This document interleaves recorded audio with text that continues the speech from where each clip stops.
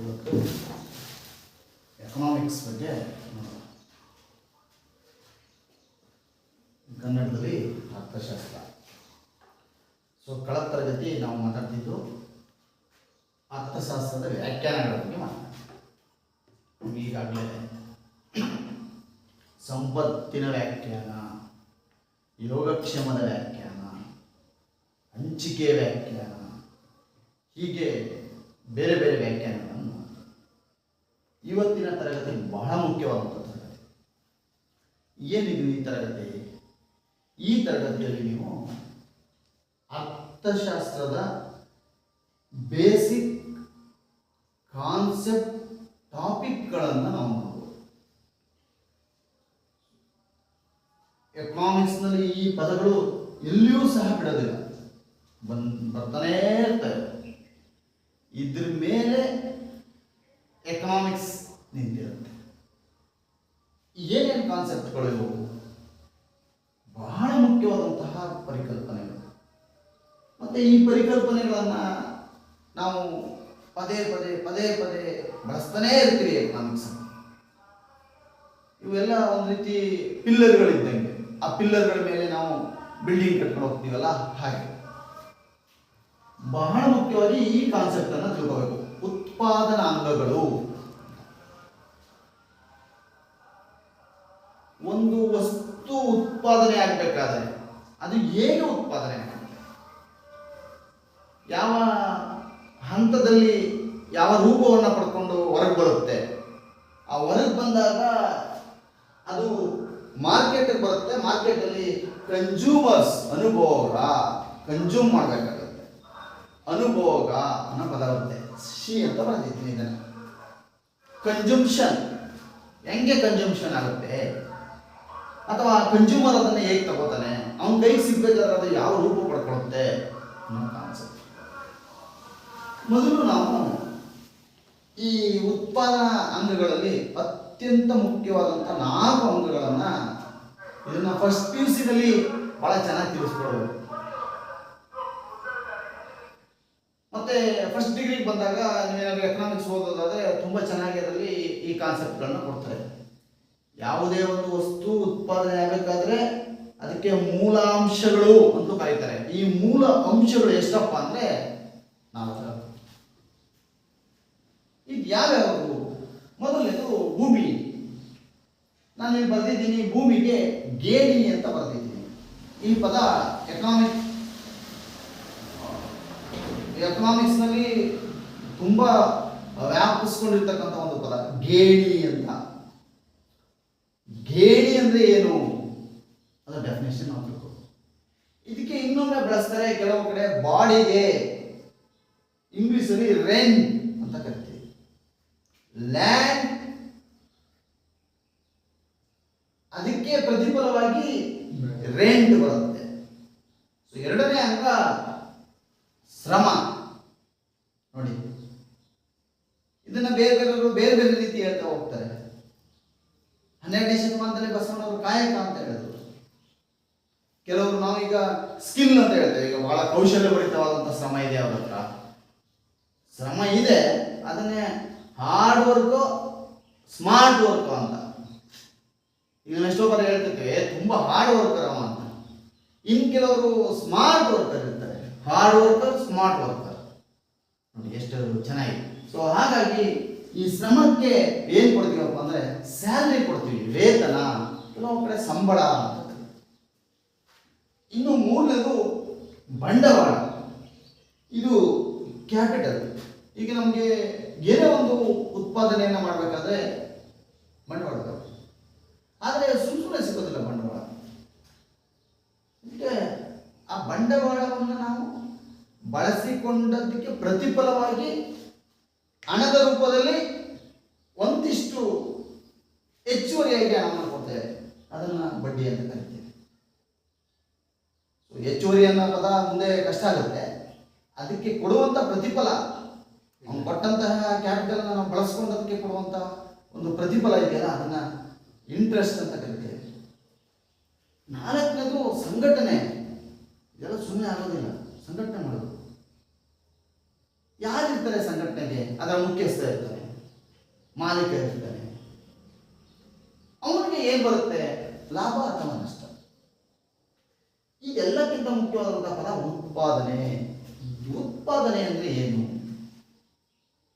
ಆ ನಂತರ production, ಅನುಭೋಗ, consumption, ಬೇಡಿಕೆ, ಡಿಮ್ಯಾಂಡ್.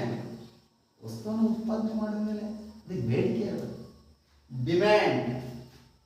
ಮತ್ತೆ ಡಿಮ್ಯಾಂಡ್ ಆಗುತ್ತೆ, ನಾವು ಪೂರೈಕೆ ಮಾಡಬೇಕು, ನೀಡಿಕೆ, ಮತ್ತೆ ಅದಕ್ಕೆ ಸಪ್ಲೈ. ಮತ್ತೆ ಈ ಬೇಡಿಕೆ, ನೀಡಿಕೆ, ಮಾರುಕಟ್ಟೆ, ಅನುಭೋಗಿ, ಉತ್ಪಾದನೆ ಮಾಡ್ತಕ್ಕಂಥವನು, ಇಷ್ಟೆಲ್ಲ ಆದ್ಮೇಲೆ ಅದಕ್ಕೆ ಒಂದು ಪ್ರೈಸ್ ಬೇಕು, ಬೆಲೆ. ಈ ಬೆಲೆ ಬಗ್ಗೆ ನೀವು ಮಾತನಾಡಬೇಕು. ಸುಮ್ಮನೆ ನಿಮ್ಮ ಎಕ್ಸಾಮ್ನಲ್ಲಿ ಈ ಥರ ಎಲ್ಲ ಕೇಳೋದಿಲ್ಲ, ಡೈರೆಕ್ಟ್ ಆಗಿ ಕ್ವಶನ್ಸ್ಗಳು ಈ ಥರ ಎಲ್ಲ ಕೇಳೋದಿಲ್ಲ.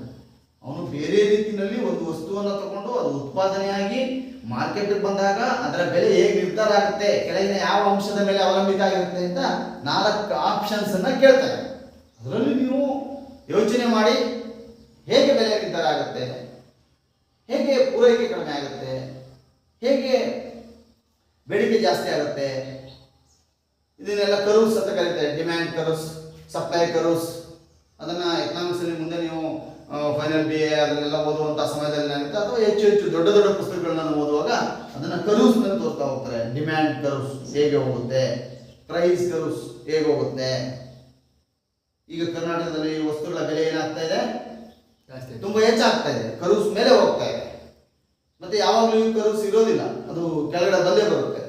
ಸೊ ಹಾಗಾಗಿ ಮತ್ತೆ ಇದಕ್ಕೆಲ್ಲ ಕಾರಣ ಏನಪ್ಪಾ ಅಂದ್ರೆ ಬಹಳ ಮುಖ್ಯವಾಗಿ ಎಸ್ ವಾಂಟ್ಸ್.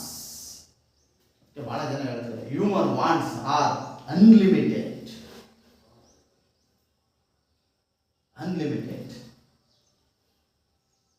ಹಿಂದೆ ಎಲ್ಲ ದೊಡ್ಡ ದೊಡ್ಡ ಫಿಲಾಸಫರ್ಸು, ವಿದ್ವಾಂಸರು, ತತ್ವಜ್ಞಾನಿಗಳು, ಚಿಂತಕರು, ವಿಮರ್ಶಕರು, ಬುದ್ಧಿಜೀವಿಗಳು ಅವರೆಲ್ಲ ಹೇಳಿದ್ದಾರೆ ಏನಂತ,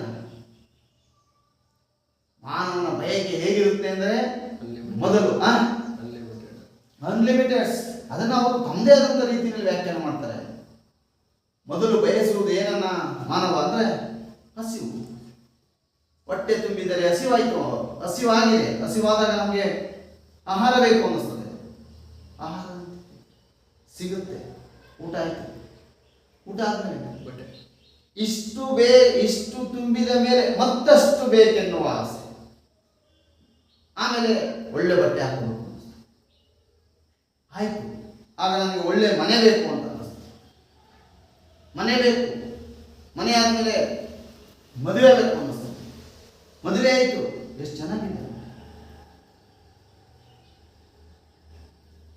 ಎಲ್ಲ ಸಿಕ್ತು, ಸಿಕ್ಕಿದ ಮೇಲೆ ಎಂಟನೇ ಆಸೆ ಮದುವೆ, ಎಂಟರಾದರೆ ಮಕ್ಕಳ ಆಸೆ, ಮಕ್ಕಳ ಆಸೆ ನೋಡಿ, ಮಕ್ಕಳಾದರೆ ಬದುಕಿನ ಆಸೆ. ಯಾರು ಮಾಡಿರ್ಬೇಕು? ಬದುಕಾದರೆ ಕಾಯುವ ಆಸೆ, ರಕ್ಷಣೆ ಮಾಡಬೇಕು. ಹಣ ಎಲ್ಲ ಬಂದ್ಬಿಡ್ತು, ಅದನ್ನು ಹೇಗೆ? ಹೀಗೆ ಒಂದಾದ್ಮೇಲೆ ಒಂದು ಆಸೆಗಳು ಬರ್ತಾನೆ ಇರ್ತಾರೆ. ಇದನ್ನ ಎಕನಾಮಿಕ್ಸ್ ಅಲ್ಲಿ ವಾಂಟ್ಸ್, ಬಯಕೆಗಳು. ಈ ಬಯಕೆಗಳಲ್ಲಿ 2 ವಿಧ, ಪರಿಮಿತ ಬಯಕೆ, ಅಪರಿಮಿತ ಬಯಕೆ ಅಂತ. Limited wants, unlimited wants. ಅದನ್ನ ನಂತರ ಅಧ್ಯಯನ ಮಾಡಬಹುದು. ಈಗ ಇವತ್ತಿನ ತರಗತಿಯಲ್ಲಿ ಅತ್ಯಂತ ಮುಖ್ಯವಾದಂಥದ್ದಲ್ಲಿ ಈ ಹೇಗೆ ಉತ್ಪಾದನೆ ಆಗುತ್ತೆ ಒಂದು ವಸ್ತು, ಅಥವಾ ಉತ್ಪಾದನೆ ಆಗಬೇಕಾದ್ರೆ ಅದು ಏನು ಪಡ್ಕೊಳ್ಳುತ್ತೆ ಅನ್ನೋದ್ರ ಬಗ್ಗೆ ನೋಡುವ. ಸೊ ಮೊದಲು ಈ ಉತ್ಪಾದನಾಂಗಗಳಲ್ಲಿ ಭೂಮಿ ಮೊದಲನೇ ಅಂಗವಾಗಿ ನಮ್ಗೆ ಏನು ಕಾಣಿಸ್ಕೊಳ್ಳುತ್ತೆ ಅಂದ್ರೆ ಭೂಮಿ ಕಾಣಿಸ್ಕೊಳ್ಳುತ್ತೆ. ನೀವು ಯಾವುದೇ ವಸ್ತುವನ್ನು ಉತ್ಪಾದನೆ ಮಾಡಬೇಕಾದ್ರೆ ನಿಮಗೆ ಒಂದು ಸ್ಥಳ ಬೇಕು. ಇಲ್ಲಿ ಭೂಮಿ ಅಂದ ತಕ್ಷಣ ಜಿಯೋಗ್ರಫಿನಲ್ಲಿ ಮಾತಾಡೋ ರೀತಿ ಭೂಮಿ ಬರೋದಿಲ್ಲ. ಎಸ್, ನಿಮಗೆ ಉತ್ಪಾದನೆ ಮಾಡಲು ಒಂದು ನಿರ್ದಿಷ್ಟವಾದ ಸ್ಥಳ ಬೇಕು. ಈ ಸ್ಥಳವನ್ನೇ ಇಲ್ಲಿ ವಿಶಾಲ ಅರ್ಥದಲ್ಲಿ ಏನಂತ ಕರೆದಿದ್ದಾರೆ? ಭೂಮಿ, ಬ್ರಾಡ್ ಕಾನ್ಸೆಪ್ಟ್ ಅಲ್ಲಿ ಕರೆದಿದ್ದಾರೆ. ಅದಕ್ಕೆ ಬಹಳ ಜನ ಹೇಳ್ತಾರೆ, ಜಾಗ ಒಂದಿದ್ರೆ ಏನ್ ಬೇಕಾದ್ರೂ ಮಾಡ್ಬೋದು ನಾವು. ಏನಿರ್ಬೇಕು ಅವ್ರಿಗೆ? ಜಾಗ. ಯಾಕೆ ಜಾಗ? ಈಗ ನೀವು ಒಂದು ದೊಡ್ಡ ಇಂಡಸ್ಟ್ರಿ ಮಾಡ್ತೀರಾ, ಅಲ್ಲಿ ಆ ಇಂಡಸ್ಟ್ರಿಯಲ್ಲಿ ನಿಮಗೆ ಒಂದು ಮಿಷಿನರಿ ಇರಬೇಕು, ಎಲ್ಲ ವಸ್ತುಗಳನ್ನ ಇಡೋದಕ್ಕೆ ಒಂದು ರೂಮ್ ಬೇಕು, ಒಂದು ವಿದ್ಯುತ್ ಶಕ್ತಿಯನ್ನು ತಗೊಳ್ಳೋದಕ್ಕೆ ಒಂದು ವ್ಯವಸ್ಥಿತವಾದಂತಹ ಮನೆ ಬೇಕು, ನಿಮ್ಮ ಸಲಕರಣೆಗಳನ್ನ ಇಡೋದಕ್ಕೆ ಮನೆ ಬೇಕು, ಅಥವಾ ನಿಮ್ಮ ರಾ ಮೆಟೀರಿಯಲ್ ಇಡೋದಕ್ಕೆ ಸ್ಟಾಕ್ ಇಡೋದಕ್ಕೆ ಬೇಕು, ಉತ್ಪಾದನೆಯಾದಂಥ ವಸ್ತುಗಳನ್ನು ಒಂದು ಕಡೆ ಸ್ಟಾಕ್ ಮಾಡೋದಕ್ಕೆ ಬೇಕು. ಹೀಗೆ ವಿವಿಧ ವಿಚಾರಗಳಿಗೆ ಬಳಕೆ ಆಗೋದಕ್ಕೆ ಜಾಗ ಬೇಕು, ಸ್ಥಳ ಬೇಕು. ನಿಮ್ಮ ಯಾವ ಪ್ರಮಾಣದ ಯಾವ ವಿಧವಾದ ಕೈಗಾರಿಕೆ ಇದೆ ಆ ಕೈಗಾರಿಕೆಯ ಮೇಲೆ ನಿಮಗೆ ಸ್ಥಳದ ಅವಶ್ಯಕತೆ ಇರುತ್ತೆ. ಆಗ ನಿಮಗೆ ಅಷ್ಟು ಭೂಮಿ ಬೇಕು. ಈಗ ಇದು ಸಹ ಒಂದು ಉತ್ಪಾದನಾ ಕ್ಷೇತ್ರ, ನಮ್ಮ ಕೋಚಿಂಗ್ ಸೆಂಟರ್ ಉತ್ಪಾದನಾ ಕ್ಷೇತ್ರ. ಅಥವಾ ನೀವು ಮಾಡಿರುವಂತಹ ಒಂದು ಸಣ್ಣ ಪ್ರಮಾಣದ ಒಂದು ಅಂಗಡಿ ಉತ್ಪಾದನಾ ಕ್ಷೇತ್ರ. ಒಂದು ವೇಳೆ ನಿಮಗೆ ಅಲ್ಲಿ ಅಂಗಡಿಯನ್ನ ಸ್ಥಾಪನೆ ಮಾಡೋದಕ್ಕೆ ಜಾಗ ಸಿಕ್ಕಿಲ್ಲ ಅಂದ್ರೆ ನಿಮಗೆ ಯಾವುದರ ಕೊರತೆ ಉಂಟಾಗುತ್ತೆ? ಭೂಮಿಯ ಕೊರತೆ ಉಂಟಾಗುತ್ತೆ. ಮತ್ತೆ ಈ ಭೂಮಿ ಎಲ್ಲಿ ಸಿಗ್ಬೇಕು ನೋಡಿ, ಬೆಂಗಳೂರು ಮೆಜೆಸ್ಟಿಕ್ ನಲ್ಲಿ ಒಂದು 10 ಅಡಿ ಜಾಗ ಸಿಕ್ಬಿಟ್ರೆ, 10 ಅಡಿ ಜಾಗ ಸಿಕ್ಬಿಟ್ರೆ ಒಂದು ತಿಂಗಳಿಗೆ 50,000 ರೂಪಾಯಿ ಬಾಡಿಗೆ ಕೊಡ್ತಾನೆ. ಆ ಜಾಗವನ್ನ ಆ ವ್ಯಕ್ತಿ ಒಂದು ತಿಂಗಳವರೆಗೆ ಬಳಸಿಕೊಂಡದ್ದಕ್ಕೆ ಪ್ರತಿಫಲವಾಗಿ ಕೊಡುವಂತಹದ್ದೇ ರೆಂಟ್, ಗೇಣಿ ಅಥವಾ ಬಾಡಿಗೆ. ಆದ್ರೆ ಅದೇ 10 ಅಡಿ ಜಾಗ ಕುಶಾಲನಗರದಲ್ಲಿ ಗೌಡ ಸಮಾಜ ಹತ್ರ ಕೇಳಿದ್ರೆ 100 ರೂಪಾಯಿನೂ ಕೊಡೋದಿಲ್ಲ. ಸರ್ಕಮ್ಸ್ಟೆನ್ಸಸ್, ಅದು ರಾಜಧಾನಿ. 1 ಗಂಟೆಗೆ 1,00,000 ಜನ ತಿರುಗಾಡ್ತಾರೆ ಅಲ್ಲಿ.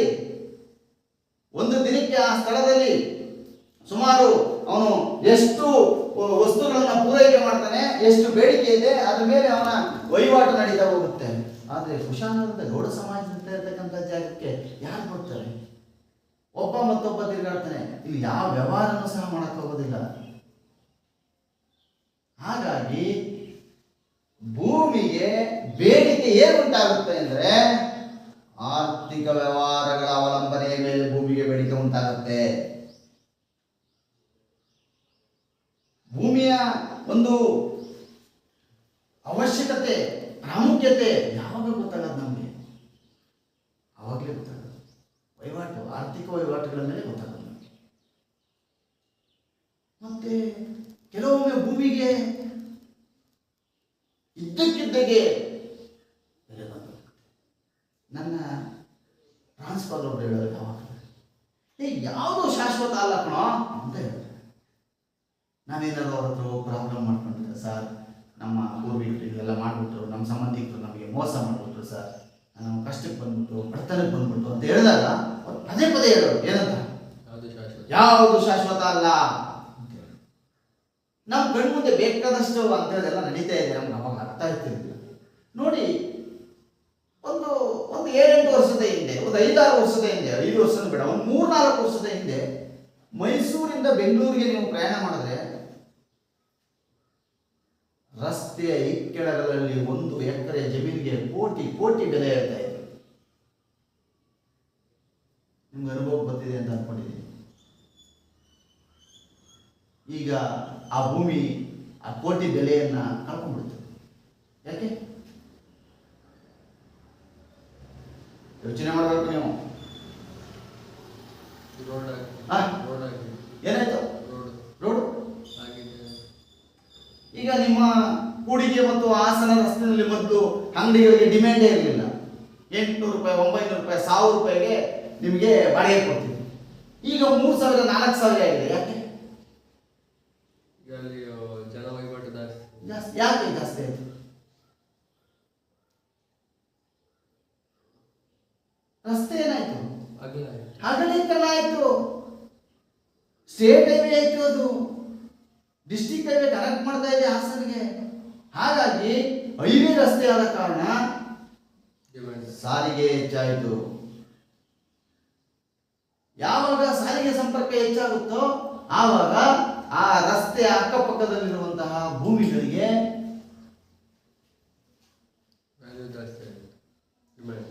ಅಲ್ಲಿ ಬೇಡಿಕೆ ಜಾಸ್ತಿ ಆಗುತ್ತೆ. ಯಾವಾಗ ಬೇಡಿಕೆ ಜಾಸ್ತಿ ಆಗುತ್ತೆ ಬೆಲೆ ಜಾಸ್ತಿ. ಆಗ